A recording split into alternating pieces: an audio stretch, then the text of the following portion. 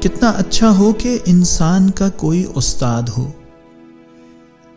استاد بعض اوقات انسان کی اچھی رہنمائی کرتا ہے، بعض اوقات نہ صرف رہنمائی کرتا ہے بلکہ انسان کی مدد بھی کرتا ہے تاکہ اس کی مشکلات برطرف ہو سکیں۔ شاید آپ نے ایسے سالکین اللہ کی کئی داستانیں سن رکھی ہوں گی جنہیں اچھا استاد مل گیا تھا، تو آپ نے دیکھا ہوگا کہ کس طرح اس استاد نے مختلف مراحل میں ان کا ہاتھ تھاما اور رکاوٹوں کو عبور کرنے میں ان کی مدد کی۔ ہم سب کے پاس ایک استاد ہے جس کا نام نماز ہے۔ نماز انسان کو خدا تک پہنچانے کے لیے استاد ہے۔ نماز زندہ ہے، شعور رکھتی ہے، متحرک ہے، سرگرم ہے، بصیر ہے، آگاہ ہے۔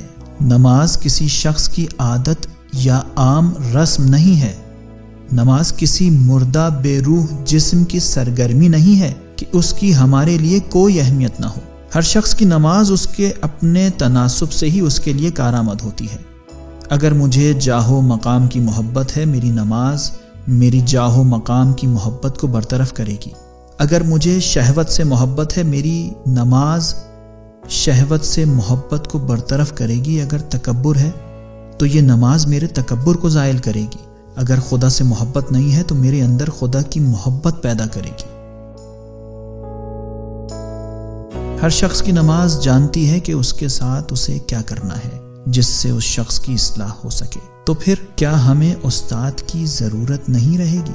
تو پھر یہ جو کہتے ہیں کہ طی ان مرحلے بھی ہم رہیے خضر مکن ظلماتس بترسز خطر تنہائی، اس مرحلے کو بغیر خضر کے طے نہ کرو کیونکہ ظلمات اور اندھیرا ہے اور تمہیں تنہائی کے خطرے سے ڈرنا چاہیے۔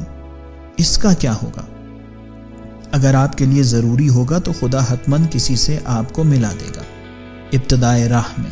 یہی عمومی آگاہی جو آپ سب کے پاس ہے، یہی کافی ہے۔ امیر المومنین علیہ السلام فرماتے ہیں، تمہیں جو معلوم ہے اس پر عمل کرنا تمہارے لیے زیادہ لازم و ضروری ہے بنسبت اس چیز کی معلومات کے کہ جو تم جانتے ہی نہیں ہو۔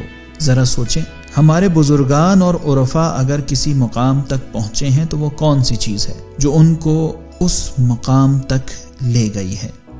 نماز کے ذریعے خدا تک پہنچنا صرف علماء اور عرفاء کا خاصہ تو نہیں ہے۔ خدا تک رسائی کوئی ایسا کام تو نہیں جس کے لیے خاص مہارتوں کی ضرورت ہو۔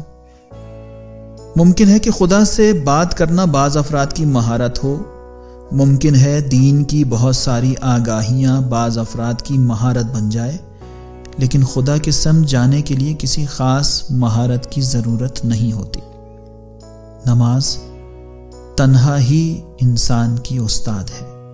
مثلاً ہر بار نماز پڑھنے کے بعد جب آپ یہ چاہتے ہیں کہ فوراً جائیں نماز سے اٹھ کر اپنے دیگر کاموں میں مشغول ہو جائیں، تو ایسے وقت میں اگر آپ اپنے آپ سے کہیں ذرا ٹھہرو، تعقیبات نماز بھی پڑھ لیتا ہوں، اور اس کے بعد تھوڑا سا غور و فکر کرنے کے بعد بیٹھیں اور تعقیبات نماز انجام دیں، یہی کام اس بات کا سبب بنے گا کہ آپ کی روح سے بدی زائل ہونا شروع ہو جائے گی۔